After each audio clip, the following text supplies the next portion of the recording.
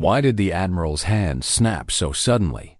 Why did the air around the Barrett 50 seem to hold its breath the moment she touched it? And why, above all, did no one see it coming from her? Elsie Lewis, 5'4", dark-haired, quiet, unnoticed in the briefing rooms, dismissed as a clerk. Yet this morning, in front of brass and rank, skeptics and silent witnesses, she would break a hand and rewrite everything they thought they knew. But that moment wasn't where her story began.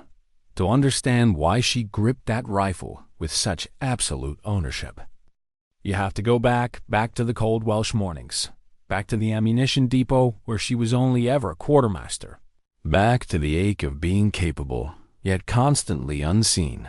Fort Sterling hummed before dawn. Soldiers shuffled, coffee steamed, paperwork stacked. Elsie checked her watch again. 5:30. She logged every crate of ammunition with the same precision she used for everything. Numbers aligned, rounds counted, signatures neat. Her records were flawless. Though her presence barely registered with anyone around her, they respected her efficiency. They even joked about her obsession with detail. But respect ended there. Not Lewis, not Elsie, just quartermaster, a shadow with a clipboard. What none of them knew was that she had grown up cradling an old emphilis of Snowdonia. She had learned to breathe with the wind, to feel distances in her bones, to steady her pulse against the trigger. At 12, she could stitch 3 bullets through the same hole. By 16, she was beating grown hunters. But here, at this base, none of it mattered. Here, she was trusted to count bullets, not fire them. The morning briefing began, Major Brennan's voice crisp. The maps lining the walls lit under harsh fluorescent light. Elsie sat at the back as usual, invisible, her tablet ready to record ammunition requests. Today was long-range training. Targets from 800 to 1,200 meters, preparation for the Allied. Command evaluation, the holy grail for marksmen. Winners earned sniper slots. Training, recognition, careers shifted in a single day. Names were called: Mitchell, Rodriguez, Thompson, familiar, predictable, then hers, Lewis, her role, track. Ammunition use, clean weapons afterward. Nothing more. Her chest tightened. Though her face remained composed, she had learned long ago that disappointment could not be shown. It was swallowed, hidden, pressed down deep until it became part of her. The elite team grinned among themselves. Already certain of their places, Elsie slipped out unnoticed, heading to the armory. The Barretts waited in their cases like sleeping beasts. She ran her hand along the cold steel, checking scope mounts, bolts, the subtle weight distribution. She knew them better than the men who would fire them. She knew their recoil, their quirks, their perfect loads for different air densities.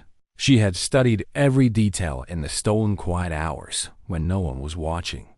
But she had never been allowed to pull the trigger. Her role was to clean, to repair damage from others' carelessness, to re-zero scopes that others had knocked off alignment, to maintain weapons she wasn't trusted to wield. That evening, as she cleaned Mitchell's rifle, the very one that had missed 3 easy targets earlier, she overheard the laughter outside the armory doors. 3 misses at 800, Thompson scoffed. And he's our best.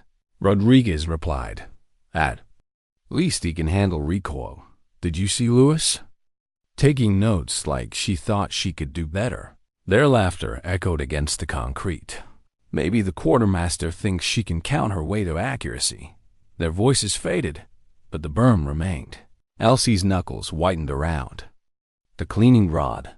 She could see every missed target in her mind. She knew the adjustments. She knew exactly where her bullets would have landed. But she had never been given the chance. That was the rhythm of Fort Sterling. Every list, every roster, every opportunity. Her name was absent. Shooting teams already full. Courses limited to essential personnel. Certifications out of reach because the gates were locked to her. It wasn't said aloud. It didn't need to be. Too small. Too quiet, too different, too much of a clerk. But inside her the fire grew. She memorized ballistics tables until she could calculate wind drift in her sleep. She studied every weapon on base until she could field strip them blindfolded. She taught herself environmental reading, temperature, humidity, barometric pressure, until intuition outpaced instruments. And when the day ended, when the depot was silent, she drove out into the valleys, to her grandfather's old land, to the solitude where foxes once threatened sheep, and the mountains had been her first firing range. There, with a rifle she had saved for piece by piece, she practiced beyond standard. Ranges beyond standard conditions, cross-valley winds, angled shots, rapid shifts. Her own advanced course, built from scraps of time and relentless will. Because she understood something the others didn't. Sometimes opportunity doesn't arrive. Sometimes you have to prepare for the moment that no one else believes will ever come. And when it does, when the Admiral's eyes finally land on you, preparation has to be absolute. Why was she still invisible, even when the evidence was staring them in the face? Why did the base cling to mediocrity, while excellence sat alone in the depot, silent and unrecognized? And what happens to a soldier when her very competence begins to look like defiance? The announcement came one Tuesday morning. Major Brennan's voice cut across the briefing room. The Allied Command evaluation has been moved up. 2 weeks, selection trials this Friday. For most, it was routine. For Elsie, it was lightning. Through her veins, 2 weeks, after 18 months of shadow preparation, her chance might finally exist. She knew the distances, the constraints, the terrain. She knew the patterns of previous competitions. The scoring, the wind shifts common to the Welsh valleys. She knew it all, more intimately than the men who wore the title of marksman. Her hand rose in the briefing. "Ma'am, what about personnel without certifications, but with the skills?" The room stilled, eyes turned, confusion, amusement. Brennan's face softened, but her words did not. "Certifications exist for a reason, Lewis. We can't make exceptions based on theory." Mitchell's laugh cut across her like barbed wire. "With respect, ma'am, competitions aren't the place for on-the-job training. Leave it to soldiers who've proven themselves under pressure, not clerks who count bullets." The laughter around the table wasn't loud, but it was worse. Suppressed, smirking, the kind that says you don't belong here. And you never will. Elsie forced her jaw still, her posture perfect. She wrote the names in her tablet like it mattered, though the words blurred.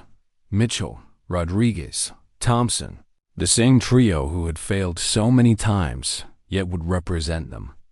Again, that afternoon, their voices carried through the wall of the storage room. "Not ready for this level of competition," Rodriguez admitted. "Maybe extra training time," Thompson suggested.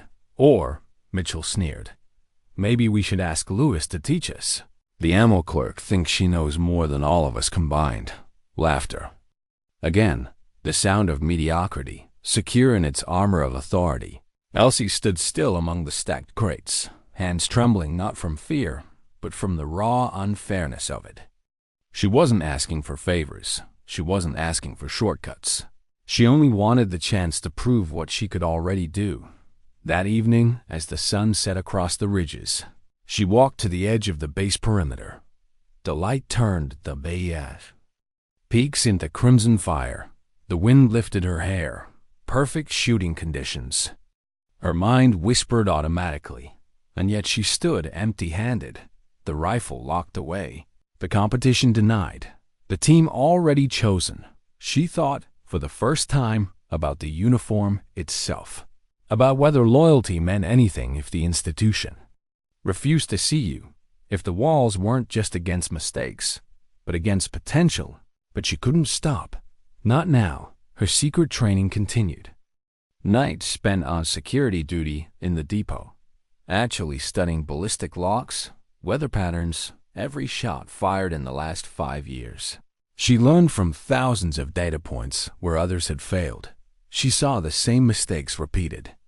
Misread wins, wrong ammunition pairings, poor scope discipline. She understood now. The mediocrity wasn't just laziness. It was systemic. They didn't know enough to get better. Weekends, she drove into the countryside, past the stone walls, past her grandfather's land, out where the valleys stretched into silence. Her rifle, a painstakingly built .338 Lapua Magnum, civilian but superior, a scope with ballistic integration, ammunition tuned to perfection. There, she trained extreme distances, odd angles, fast target transitions, rain, fog, harsh winds, everything they never practiced at Fort Sterling. She learned to breathe slower, to calm her mind when adrenaline spiked. Visualization became ritual, seeing the bullet's arc before it existed. In those fields, far from anyone's permission, she built a sniper school of one, but preparation leaves footprints. Lewis, Sergeant Major Williams, said one afternoon. Stepping into the depot, his face was unreadable. His voice was not. Your access logs show irregularities, overnight stays, restricted libraries, technical manuals outside your clearance. Her chest tightened. I was improving efficiency. Understanding performance makes me better at managing stock, ammunition. Clerks don't need to understand ballistic performance, Williams said sharply. They need to count. Your job description doesn't include research. The word was spit out like contamination. That night, whispers rose on the mess hall air. She caught fragments. Lewis spends too much time on things that aren't her job. Ballistic tables, weather data, out of her lane.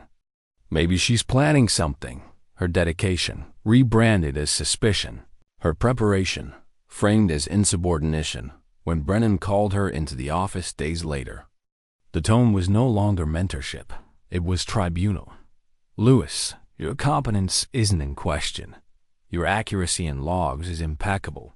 But your focus, outside your assigned role, raises concern. This must stop. You will limit yourself to ammunition duties. Nothing further. A door closed. The walls narrowed. Outside the office, she walked with perfect bearing. Inside, she burned. She was being told not to think, not to prepare, not to grow. As if competence itself was dangerous, and perhaps it was, because competence challenges authority. It makes mediocrity uncomfortable. And Fort Sterling wasn't ready for the storm she carried in silence. Why did 3 officers sit across from her that morning, as if she were already guilty? Why was she treated like a threat, when all she had ever done was prepare better than anyone else? And why, beneath the weight of rank and suspicion, did she feel strangely calm? The Welsh sky hung low with gray clouds as Elsie stepped into Major Brennan's office at 08:00 hours. The atmosphere wasn't the usual routine review. Not today. To Brennan's left sat Sergeant Major Williams, the keeper of regulations, expression. Stern. To her right, Captain Morrison from base security. His presence a signal that this meeting wasn't just about performance. It was about trust, or the lack of it. The air felt thick, tribunal-like. Lewis, Brennan said, her voice clipped. Sit down, Elsie obeyed. Posture straight, hands still. Her chest felt tight, but her eyes stayed steady. Williams opened a folder thick with papers. There are reports of irregular behavior. After-hours access to restricted materials, extended. Time in technical libraries. Research outside your authorization level. Morrison leaned forward, his voice low, deliberate. This pattern resembles intelligence gathering, or preparation for unauthorized roles. Each word hit like an accusation. Espionage, insubordination, betrayal. Elsie's heart pounded, but her reply was calm. Sir, I studied ballistic performance to improve ammunition management, understanding. How rounds behave helps me make better recommendations. Brennan cut in sharply. Ammunition clerks don't need advanced ballistic theory. They need accurate counts and requisitions. Nothing more. Her throat ached with unsaid words. But what if I could be more? What if you've been wasting the best marksman you've ever had? But she bit it down instead. She said, "With respect, ma'am. Understanding the broader context makes me more effective." William shook his head. "That isn't your determination. Your job is defined. Stepping outside boundaries creates security concerns. It raises questions about your intentions." Morrison's eyes narrowed. "And your frustration about being excluded from the Allied command team suggests difficulty accepting your role. Suggesting that command decisions were wrong is insubordination." The trap closed around her. Her competence reframed as defiance. Her preparation painted as subversion. Every strength she carried, now evidence against her. Finally, Brennan delivered the verdict. "Effective immediately, your clearance is reduced. No more access to ballistic data beyond basic specifications. No independent research, daily reporting to your supervisor. Deviation will result in disciplinary action, up to court-martial." The words slammed down like locked doors. Every path forward sealed. "Do you understand these directives, Lewis?" Elsie met their eyes, one by one. Their faces were satisfied. Certain they'd caged her into irrelevance. "I understand, ma'am," she said evenly. But inside, the fire roared. "Understand?" "Yes, except—" Never. When she walked out, her world had changed. She wasn't free to study. She wasn't free to prepare. They had clipped her wings. Certain she would stay grounded, but preparation, once planted, cannot be undone. She had already built herself into something they could neither imagine nor contain, and fate was already moving in her direction. The frost was silver on the Welsh hills when Admiral Harrison arrived at Fort Sterling. His reputation preceded him. Decades of precision shooting, decades of building sniper programs across Europe. His word carried the weight of authority and finality. The base scrambled, uniforms pressed, rifles gleaming. Soldiers stood taller, the air stiff with rehearsed precision. Elsie watched from the sidelines, unseen in the ranks, but her pulse raced. She knew why he was here. Fort Sterling had been mediocre for too long. Despite their resources, their elite team couldn't deliver results, and now, the Admiral had come to see for himself. The demonstration began. Mitchell with the Barrett, 50. Rodriguez spotting. Thompson handling equipment. 800 meters. Mitchell's first shot missed wide, the bullet vanishing into empty air. His second outer ring, third off target entirely. Harrison's expression shifted from expectant to incredulous. Rodriguez's spotting was sloppy. His wind calls imprecise. His corrections late. Mitchell adjusted poorly, shots scattering. Like lost thoughts, Thompson fumbled with the rifle between positions. Scope misaligned. His hands clumsy on equipment worth more than a year's pay. The air was thick with failure. Then came the 1,200-meter shots. The true test, Mitchell's grouping wasn't just poor, it was catastrophic. Entire rounds missed the frame. Others barely clipped edges.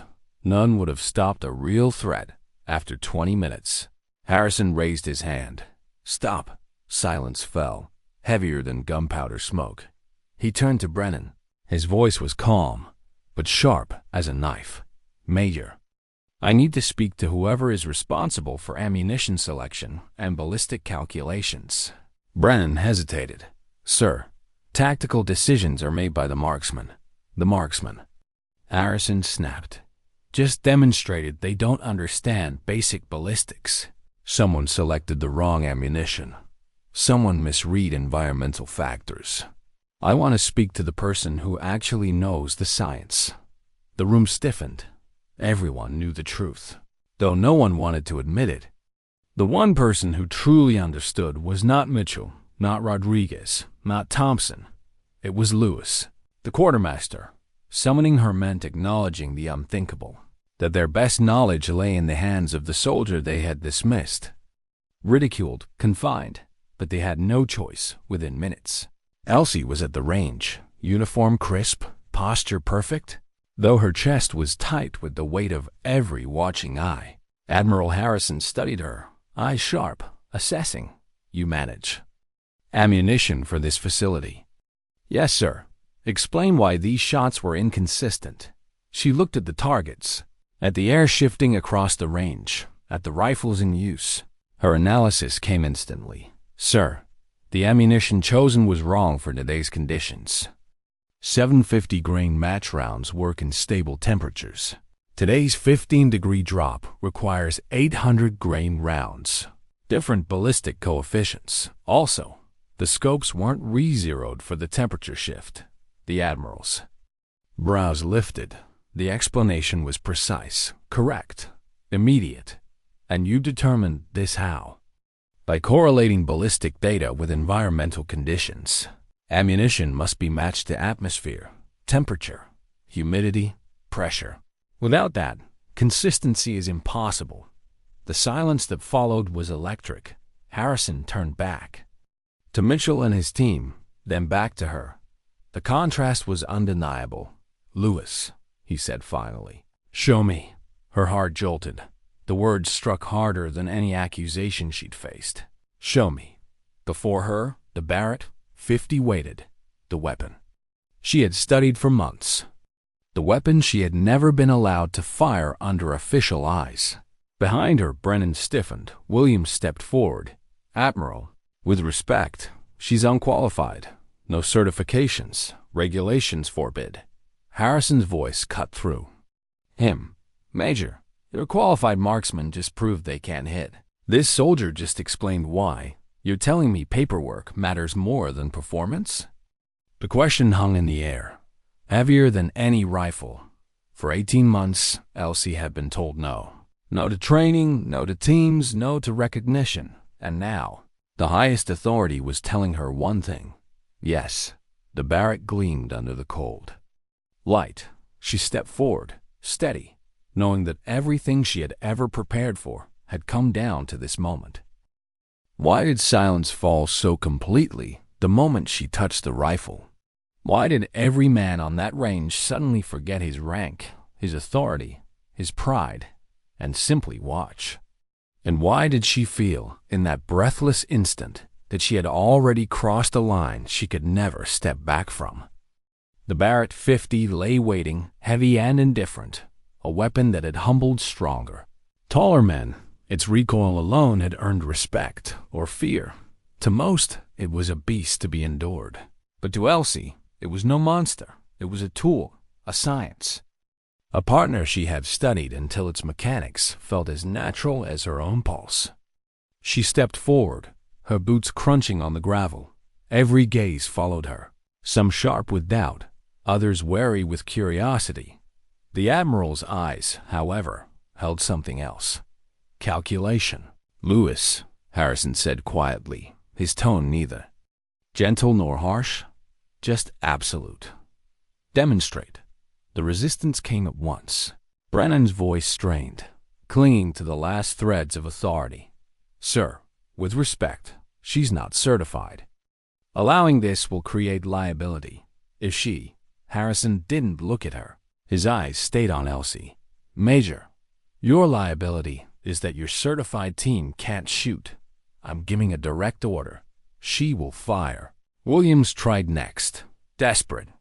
His words sharp. Admiral, the Barrett produces extreme recoil. She's too. Too what? Harrison turned on him. His voice rose, a rare edge of anger breaking through. Too small? Too female? Too outside your comfortable box. You've had 18 months to prove your men could perform. I've seen nothing but incompetence now. Step aside. The range was still. The hierarchy, for the first time, cracked. Elsie lowered herself behind the rifle. Her body flowed into position with the grace of repetition, not the awkward stiffness of someone improvising. Her cheek settled against the stock. Her left hand found the grip, her right the bolt. The rifle, massive to others, fit her as if it had been waiting. She chambered around with smooth precision, the metallic click sharp in the silence. Conditions? Harrison asked, testing her. Elsie didn't glance at instruments. She breathed in the Welsh air, felt the wind trace her cheek, saw the shift in the grass beyond. Variable wind, 3 to 5 miles per hour, northwest. Temperature 42 Fahrenheit, humidity 68%. Pressure stable at 30.15. The Admiral's lips tugged. The faintest ghost of a smile. She hadn't guessed. She had known. Target? She looked across the range. Her pulse slowed. Her breath evened. 1,200 meters. Dead center bullseye. Gasps rippled through the crowd. Mitchell's face drained. Rodriguez muttered a curse. Thompson shook his head violently, whispering. To Brennan. She embarrassed herself. She wrecked the rifle.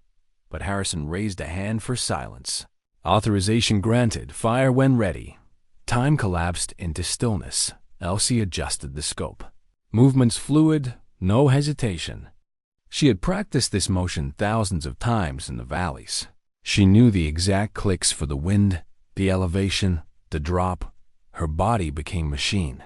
Her mind absolute focus. She inhaled, exhaled, held the pause. Her finger tightened against. The trigger, no jerk, no flinch. Just a smooth, inevitable break. The Barrett thundered. The recoil slammed back, violent but controlled. Dust lifted from the gravel in a low wave. The sound echoed off the mountains like rolling artillery. Downrange, the target snapped. Dead center, bullseye, silence fell. Not even breath. The shot was so perfect, so unshackable. It took several seconds for reality to catch up. Soldiers blinked. Staring from target to shooter, trying to reconcile the impossible. The Admiral spoke first, his voice cutting the stillness. Outstanding, again. Her hands moved without thought.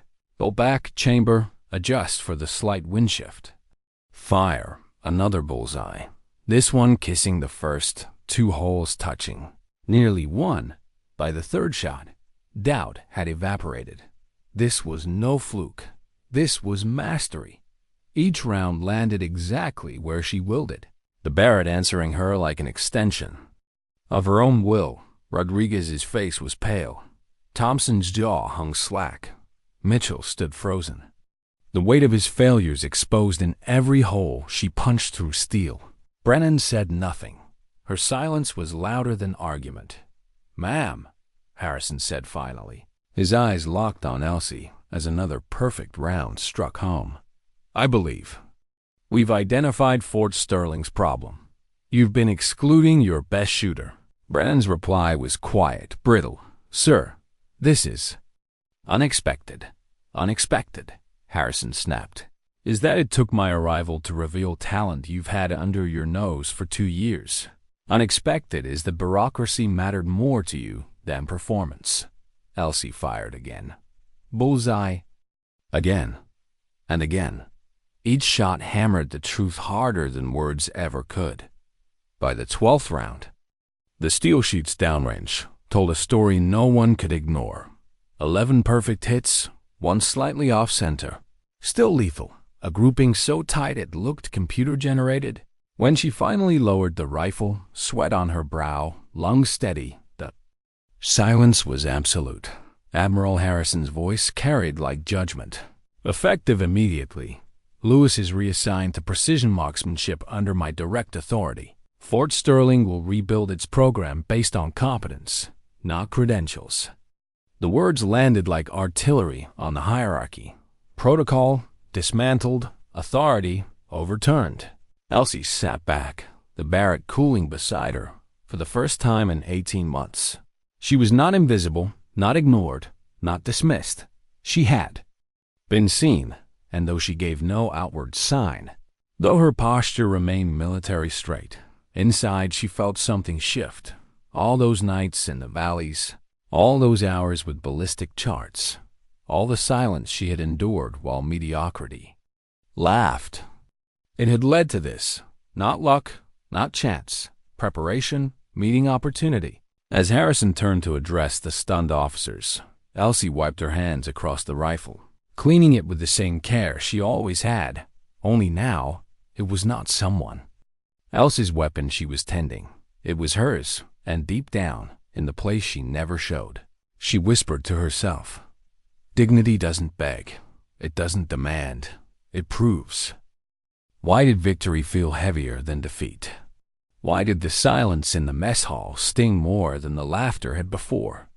And why, when her name finally meant something, did she feel so utterly alone? The Barrett's echo still lingered in memory. When the sun rose the next morning, the shots that had shattered assumptions, the Admiral's words that had rewritten her role, they should have felt triumphant. But triumph has a cost. When Elsie entered the mess hall, trays clattered, conversations died. Soldiers turned to look, some in awe, some in disbelief, others with eyes narrowed.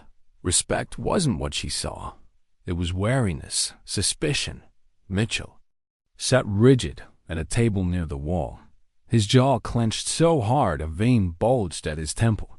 Rodriguez and Thompson muttered in low voices, their glances darting toward her like daggers. No laughter this time, only silence thick with resentment. She walked through it, back straight, tray steady, face unreadable, but inside, her chest tightened. For 18 months, she had been invisible. Now she was a threat. She took her seat. Alone, the scrape of her chair loud in the room's uneasy quiet. The Admiral had stayed only long enough to deliver his verdict, to carve his decision into stone. Effective immediately, Lewis is reassigned. His words had been final. No. Room for appeal. But admirals don't stay. They visit, they command, they leave. And Elsie remained at Fort Sterling, where her name was now fire. The orders came quickly. A new training schedule, a new role. She would prepare for international evaluation, not as a clerk, but as a marksman. She stood on the range that afternoon, her uniform the same, but her place entirely different. For the first time, she wasn't behind the ammo crate. She was behind the rifle. The instructors, men who had dismissed her for months, now stood stiff, correcting her motions that didn't need correcting, issuing orders she didn't require. Their words were unnecessary. Their eyes betrayed their discomfort, because what could they teach someone who had already surpassed them? Her grouping was perfect, her calls precise, her adjustments immediate. The rifle in the air obeyed her, but the range wasn't where the battle lay. It was in the barracks, the stares that lingered, the conversations that stopped when she entered, the weight of being the exception in a world that valued conformity. Even Brennan's tone had shifted. Once sharp, dismissive. Now it was careful, brittle, almost offensive. Lewis, ensure you're adhering strictly to procedure. You're under scrutiny. Don't give anyone reason to doubt you. Scrutiny. That was the word. Not recognition, not celebration. Scrutiny. Elsie followed every order to the letter. Though she needed no instruction, she signed every log, checked every weapon twice, answered every question with crisp precision. Her perfection wasn't about pride. It was survival, because now, the very system that had dismissed her was forced to accept her, and nothing unsettles a system more than the outlier it couldn't contain. At night, she sat alone on her bunk. The barracks filled with whispers she pretended not to hear. She embarrassed Mitchell in front of the Admiral. She's dangerous, makes us all look incompetent. She doesn't belong in a sniper unit. She skipped the steps. Every word was meant to cut, but the truth was sharper. They feared her.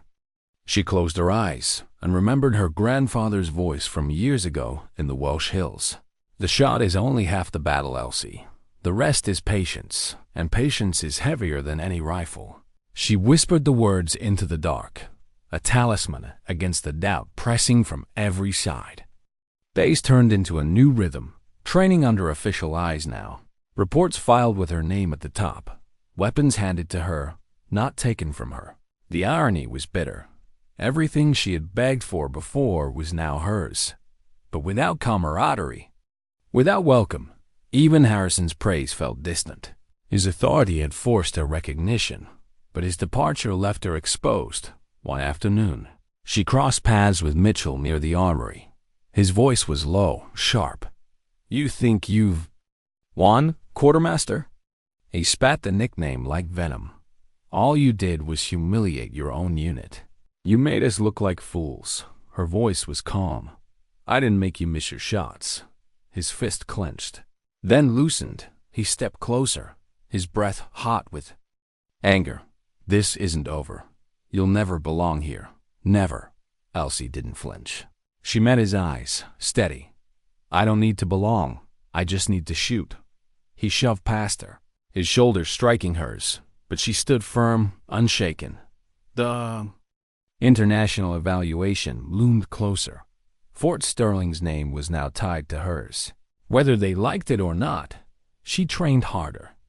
Though the training was no longer hers alone in the valleys, it was scheduled, regimented, observed. Yet every shot, every adjustment, carried the weight of her hidden years. She had nothing to prove to herself, but to them, to the ones who doubted, resented, watched for her failure. Every trigger pull was defiance. At night, she wrote in her notebook, not data this time, not ballistics, reflections. Respect doesn't come with rank.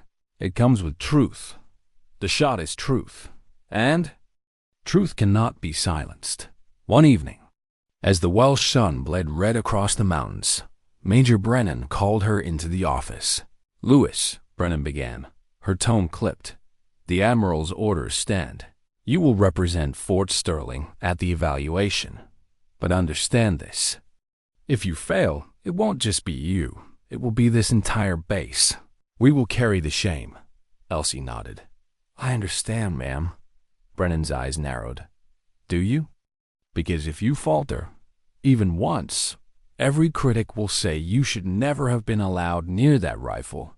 They'll say this was a mistake, and they'll be right." Elsie's jaw tightened.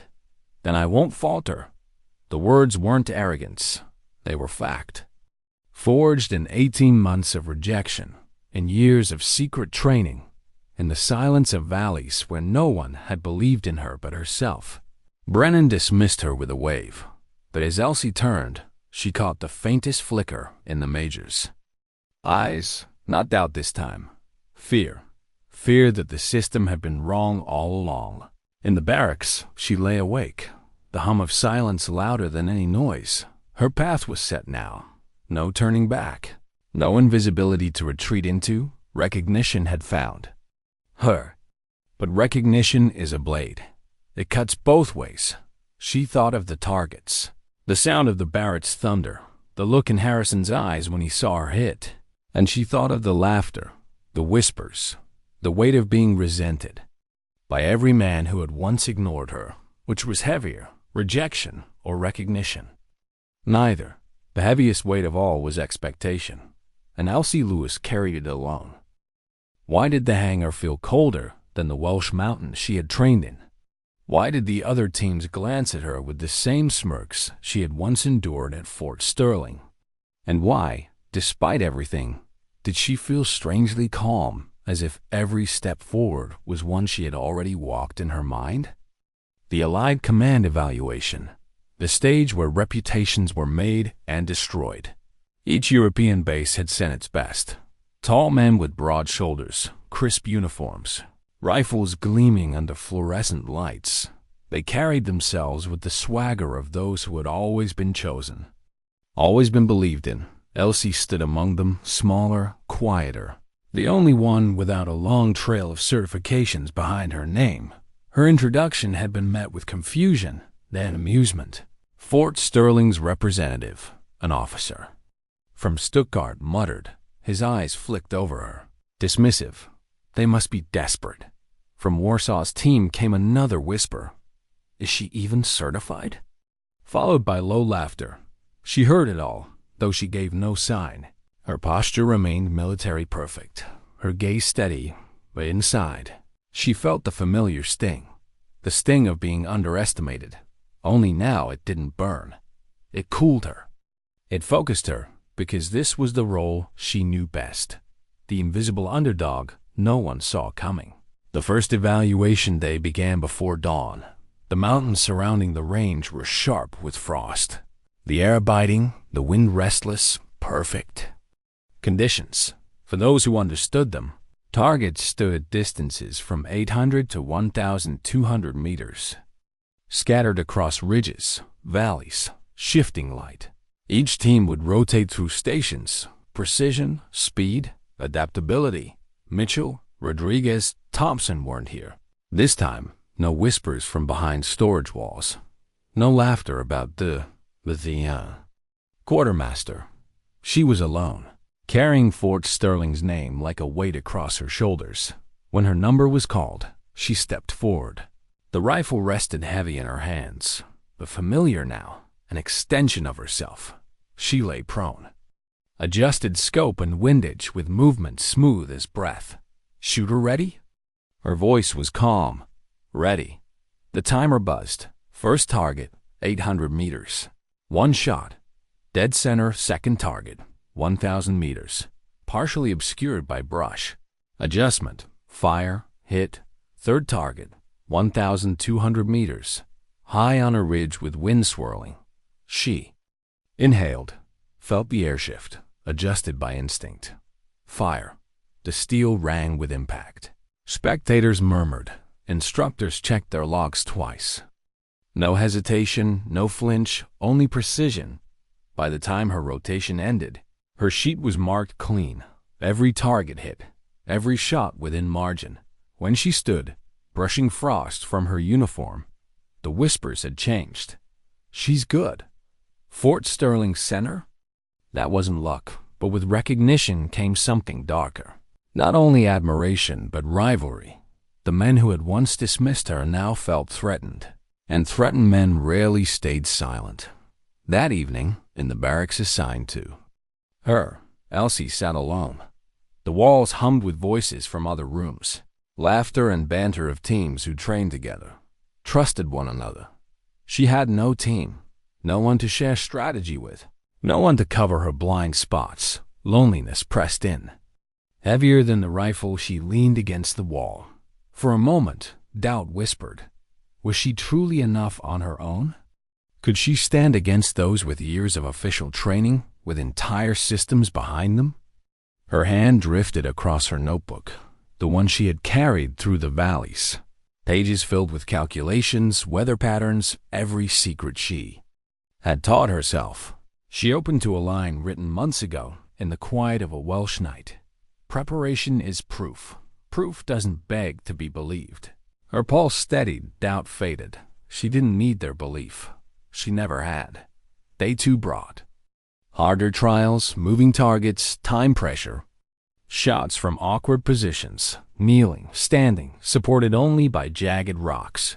Teams struggled, wind gusted, light shifted, nerves betrayed them. Shots missed, targets went silent when Elsie's turn came. The skepticism returned. Too small, too fragile. She'd fail here, but she had practiced this, in valleys, in storms, lying against uneven stone, her body contorted into shapes the manuals never mentioned. She had prepared for the ugly conditions, the ones reality brings her. Shots came steady, breathing through strain. Balancing recoil, adjusting angles, targets fell one by one. By the end, her grouping surpassed even the most experienced marksman. The murmurs rose louder. This time, not dismissive, not mocking but unsettled, because now her performance wasn't just surprising. It was undeniable, yet victory brought no warmth. When she walked through the mess hall that night, conversations hushed, eyes followed, some with admiration, others with hostility. A rival from Marseille sneered, loud enough for all to hear. She doesn't belong here. You see how she looks at the rifle? Like a clerk who borrowed it, not like a soldier. Laughter followed, sharp, deliberate. Elsie's face remained calm, but her chest ached. She remembered Fort Sterling. The same smirks, the same dismissal. Different place, same story. She sat at her table, alone again, fork untouched, food cold. Her thoughts turned inward. Was this the price of proving yourself? To win respect from the few and hostility from the many. She closed her eyes, hearing her grandfather's voice again. Sometimes, Elsie, Silence is the strongest answer. Not words, not anger, just the shot itself. She opened her eyes. The egg softened. She didn't need to argue. She only needed to shoot. The final day arrived. The hardest course, wind cross-cutting the valley. Targets placed at extreme angles. Time limits punishing. It wasn't just skill. It was endurance. The Stuttgart team struggled.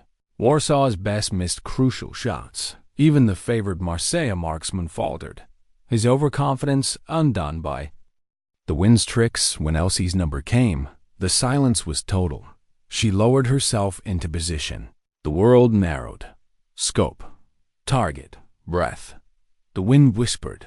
She listened. One by one, the targets fell. 1,200 meters, 1,100, 900. Shots that had broken others landed clean for her. The final target loomed 1,500 meters. The farthest yet, nearly invisible in the shifting haze. No one had hit it clean all day. Her heart slowed. She felt the valley, the air, the weight of her rifle, every hour of secret training, every lonely night, every whisper of doubt, all gathered here. She exhaled, pressed the trigger. The rifle roared. Dust lifted. Downrange. The steel rang. Hit. Clean. Dead center. The silence after was thunder. Then, applause. Scattered at first, then growing. Not everyone. Not all. But enough. Elsie lowered the rifle. Her hands were steady, her face calm. But inside, a storm raged. Not of fear now, but of release. She had not just passed. She had dominated, and though rivals would still sneer, though resentment would still burn, one truth now stood above them all. She was no clerk. She was a marksman. Why did the applause sound hollow when it finally came? Why did recognition taste of ash, as if triumph had stolen something she couldn't name? And why, as she stood at the top, did she feel more alone than she ever had at the bottom? The evaluation was over. The results had been tallied. Elsie Lewis, Fort Sterling's dismissed quartermaster, had taken first place. Not just by a margin, by a gulf. Her score eclipsed the field, her precision unmatched, her composure unshaken. The officials announced it with formality, their voices carrying across the range. Top marksman, Sergeant Elsie Lewis, Fort Sterling. Some clapped politely. Some looked away. Others, especially those she had defeated, muttered beneath their breath. For the first time in her career, her name wasn't followed by mockery or dismissal. It was followed by silence. A silence sharp with jealousy, heavy with unease. Later that afternoon, she stood in the operations tent as reports were filed. Admiral Harrison himself had returned, his presence electric. "Well done, Lewis," he said, his voice deep, steady. "You've proven beyond question what preparation and discipline achieve. You've also revealed what's been wasted at Fort Sterling for far too long." She saluted, her voice crisp. "Thank you, sir." But Harrison's gaze lingered, not softened. "Excellence attracts enemies, Lewis. Be ready for that. Some men will resent you for outperforming them. Others will try to use you. Few will truly stand with you." The words landed heavier than the Barrett's recoil. She already knew they were true. Back at Fort Sterling, her return was nothing like a hero's welcome. There were no banners, no handshakes, no celebrations, only stares, some openly hostile, some quietly fearful. Mitchell avoided her eyes entirely, his pride shattered, his silence louder than his previous arrogance. Rodriguez muttered insults under his breath when she passed. Thompson handled equipment roughly, as if to prove strength where skill had failed. Even Major Brennan's congratulations were measured, her tone stiff. "Good work, Lewis. Allied command is satisfied. Maintain your discipline. And don't let success make you reckless." Success hadn't made her reckless. It had made her dangerous, not to herself, but to the fragile hierarchies that had kept Fort Sterling comfortable in its mediocrity. And they knew it. Days bled into a strange routine. She trained daily, now officially sanctioned, her schedule filled with drills and reports. She was consulted for ammunition selection, asked for advice on ballistic calculations, but respect didn't come with these requests. Only necessity. They needed her now, but they didn't want her. The mess hall remained quiet when she entered. Conversation still paused. The air still thickened. Sometimes she caught Mitchell's eyes on her, filled not with admiration but with something darker. Resentment curdled into hatred. Other times, she overheard whispers. She thinks she's better than us. She embarrassed the unit. She doesn't deserve this? Deserve, the word echoed. She had worked harder, studied longer, trained alone in valleys while others slept. She had risked her career, her future, even her security clearance. If that wasn't deserving, what was? One night, unable to sleep, she walked to the edge of the perimeter. The mountains stretched silent, the stars sharp in the cold sky. She breathed deep, the air cutting into her lungs, and for the first time in weeks, she allowed herself to feel it, the weight, the exhaustion, the loneliness. Victory had given her the rifle, the role, the recognition. But it had taken something else, her invisibility, the strange, bitter comfort of being ignored. Now she was seen, and being seen meant being targeted. She closed her eyes and remembered her grandfather's voice. The shot tells the truth, Elsie. But truth is never free. It always costs. She whispered into the night, almost a prayer. What will it cost me?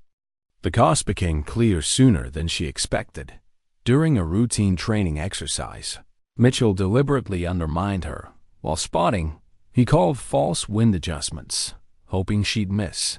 But Elsie didn't rely on his calls. She trusted her own senses. Her shot landed true, dead center.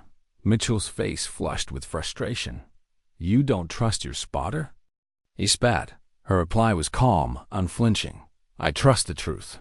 The silence that followed cut sharper than any insult. Her reports, too, began to vanish. Detailed analyses she submitted, ignored. Recommendations she gave, buried. Equipment she requested, delayed. It wasn't coincidence. It was sabotage, quiet and calculated. She adjusted. She worked twice as hard. She documented everything. She left no flaw, no opening. But the resentment thickened. Admiral Harrison returned weeks later for a follow-up. He found her on the range, rifle steady, grouping perfect. You haven't slowed, he remarked. No, sir, she replied. He studied her quietly. They're resisting you. She hesitated, then answered simply. Yes, sir. Good, Harrison said. Resistance means you're disrupting the right things. Remember this. Systems protect mediocrity. Individuals protect excellence. Choose who you stand with. She saluted, but inside, her chest tightened. Who did she stand with? At Fort Sterling, she stood with no one. Not Mitchell, not Rodriguez, not Thompson, not Brennan. She stood alone. That night, she opened her notebook again, not to write calculations, but to write truth. They fear me because I am not there. Reflection. They fear me because I am proof that the system is wrong. But fear is not respect. Fear is not trust. And without trust, there is no team. What is a marksman without a team? The question lingered, heavy, because Harrison was right. She was exceptional, but exceptional alone is fragile. The next morning, on the range, Brennan approached her quietly. Away from others, Lewis, she said, her tone unreadable. You've earned a place, but you've also earned enemies. Be careful. Excellence without humility creates targets. Elsie met her gaze. With respect, ma'am. Humility didn't keep me safe when I was invisible. It won't protect me now that I'm seen. Brennan's eyes flickered. For the first time, perhaps a hint of reluctant respect. But respect wasn't enough to shield her from what was coming, because resentment doesn't stay in whispers forever. It grows teeth. And Elsie Lewis, the ammunition clerk who became a marksman, was about to learn that her hardest battle wasn't hitting targets at 1,200 meters. It was surviving the ones much closer. Why did the morning feel so calm, as if the storm hadn't already gathered around her? Why did the men who once ignored her now watch her every move, waiting for a stumble, a slip, a fall? And why, when she finally realized the cost of being exceptional, did she feel no regret, only resolve? The weeks after the evaluation had been sharp with tension. She trained, she executed, she perfected, but perfection made her a mirror. And in that mirror, others saw their failures. Whispers thickened into something else. Sabotage wasn't enough. Mockery wasn't enough. They needed a collapse, and they wanted it to be hers. It happened during a field exercise, a live fire drill. Simple in design, teams rotated through positions, hitting targets at range while advancing through uneven ground. Elsie's turn came with Mitchell spotting again, Rodriguez coordinating logistics, Thompson managing support. The same trio who had once represented Fort Sterling, who had now been eclipsed by her. The air was tense before the drill even began. Mitchell's jaw clenched, eyes narrowed, Rodriguez's smirk thin, sharp, Thompson silent, shoulders stiff. The first targets fell easily, her shots clean. The Barrett roared, her rhythm precise. But when she reloaded at the halfway mark, something felt wrong. The magazine, heavier than usual. The rounds, not her usual load. Her eyes flicked. Calculation quick. Wrong grain. Wrong specifications, deliberate. She chambered one. Testing. The recoil slammed harder than expected. The shot veering wide. The target missed. Mitchell's voice cut sharp. "What's the matter, Lewis?" "Thought you never missed." The sneer behind it was confirmation. They had given her the wrong ammunition. Deliberately, she steadied herself. Forced breath calm. Adjusted calculations in her head. Fired again. Hit. Just on the edge. Not perfect. Not clean, but a hit. The observers watched, murmuring. Her grouping, suddenly inconsistent, fed the narrative her enemies wanted, that she was fragile, that her dominance had been temporary. She ground her teeth, adapted again, corrected, fired. By the end, every target was hit, but not flawlessly, not the masterpiece she had built. Her name on, Rodriguez's grin spread as they walked off the range. Mitchell leaned close, voice low. "Doesn't feel good, does it?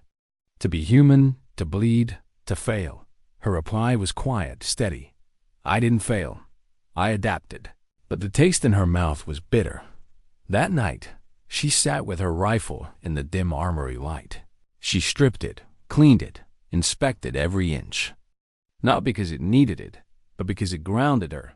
Her hands moved mechanically, but her thoughts churned. They hadn't just tried to humiliate her. They had endangered the drill. Wrong ammunition could cripple accuracy, even cause weapon failure. This wasn't rivalry, it was betrayal. And betrayal in the field wasn't personal. It was lethal. The next day, Admiral Harrison returned unannounced. Inspections, follow-ups, a sudden check on progress. When Elsie stepped onto the range under his gaze, Mitchell and the others stiffened. Their sabotage couldn't be hidden now. "Lewis," Harrison said, gesturing to the rifle. "Demonstrate." She nodded, chambered the correct rounds this time. Her grouping returned instantly to its sharp perfection, each shot ringing clean across the valley. Harrison's eyes narrowed. What happened yesterday? Silence fell. No one spoke. Mitchell shifted. Rodriguez avoided his gaze. Thompson's jaw tightened. Elsie lowered the rifle. Her choice burned inside her. Speak and destroy them. Stay silent and carry the weight alone. She remembered her grandfather's words. Dignity isn't always loud. Elsie, sometimes it's silence, sometimes it's walking away with your truth intact. She faced Harrison calmly.